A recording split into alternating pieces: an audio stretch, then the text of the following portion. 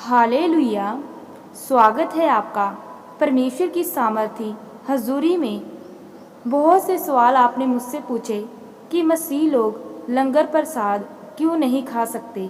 इसका जवाब हम बाइबल में से देखेंगे कि आखिरकार क्यों परमेश्वर के लोग लंगर प्रसाद खाना पसंद नहीं करते। हालेलुया। आइए आप मेरे साथ मिलके निकालेंगे पहला कुरिन्थिया उसका 8 अध्याय और मेरे साथ मिलकर पढ़ते हुए आगे चलते हैं। जैसे कि बाइबल में लिखा है, अब मूर्तों के सामने बलि की हुई वस्तुओं के विषय में हम जानते हैं, हम सबको ज्ञान है। ज्ञान घमंड को उत्पन्न करता है, परंतु प्रेम से उन्नति होती है। जैसा कि परमेश्वर ने कहा, ज्ञान से घमंड उत्पन्न होता है, लेकिन प्रेम से हमारी उन्नति और तरक्की होती है। यदि कोई समझे कि मैं कुछ जानता हूँ, तो जैसा जानना चाहिए वैसा अब तक नहीं जानता। परमेश्वर का वचन कहता है, जो आपको जानना चाहिए वो तो आपने अभी तक नहीं जाना।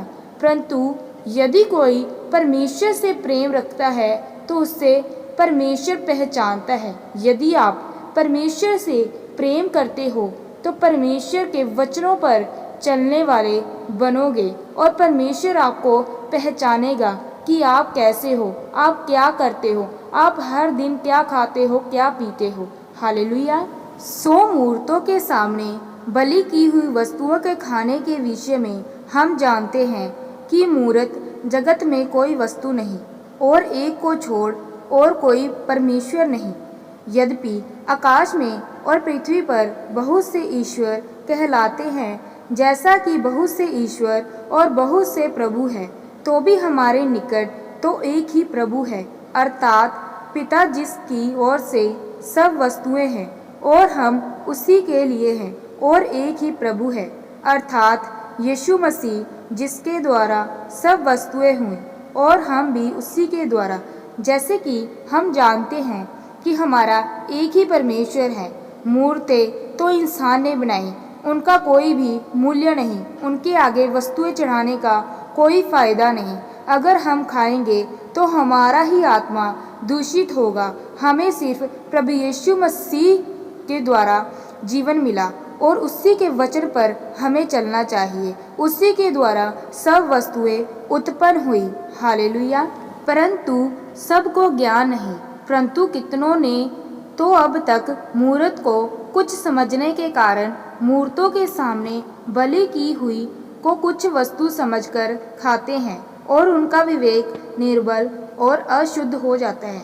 याद रखें मेरे प्रियो, जब आप परमेश्वर के वचन को तोड़कर लंगर और प्रसाद को खाते हैं तो आपका विवेक निर्बल और अशुद्ध हो जाता है।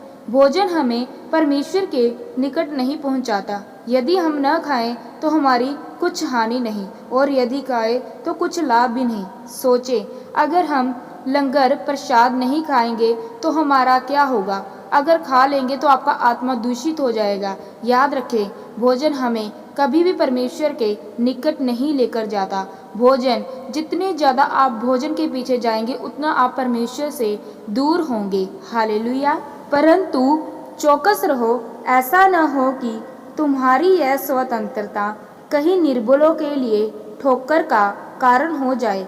क्योंकि यदि कोई तुझ ज्ञानी को मूरत के मंदिर में भोजन करते देखे, वह निर्बल जन हो, तो क्या उसके विवेक में मूरत के सामने बलि की हुई वस्तु के खाने का हियाव न हो जाएगा। मेरे प्रियो, याद रखें, यदि आप पुराने मसीह हैं तो चौकस रहें कि आपकी यह स्वतंत्रता जो आपने प्रभु ने आपको प्रदान की है, आपके लिए, दूसरों के लिए एक निर्बल, एक ठोकर का कारण न बन जाए।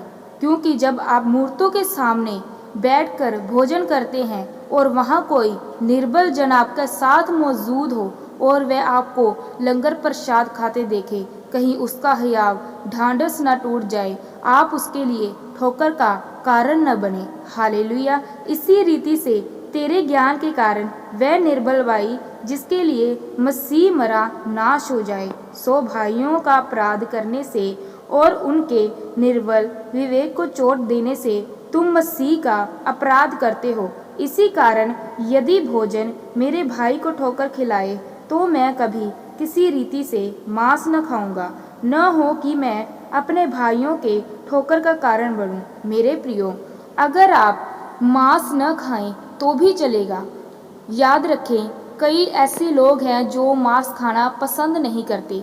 परमेश्वर का वचन कहता है कि आप उन्हें जबरदस्ती मांस नहीं खिला सकते, क्योंकि भोजन के विषय में परमेश्वर ने कहा कि भोजन के विषय में तुम किसी के लिए ठोकर का कारण न बनना। परमेश्वर ने बनाए हैं, आप खा सकते हो, ये आपकी मर्जी है। नहीं खाना आपकी मर्जी है, लेकिन लंगर प्रसाद नहीं खाना ये परमेश्वर का अटल वचन है। और मसीह लोगों को परमेश्वर की चेतावनी है कि आप लंगर प्रसाद नहीं खा सकते, क्योंकि इससे आपकी आत्मा दूषित होती है, आप निर्बल होते हैं, आप कमज़ोर होते हैं और शैतान आप पर आसानी से वार कर सकता है। हालेलुया। तो याद रखना, आज के बाद आप लंगर प्रसाद कभी नहीं खाएंगे। हालेलुया। आइए हम सामर्थी प्रार्थना की ओर चलेंगे।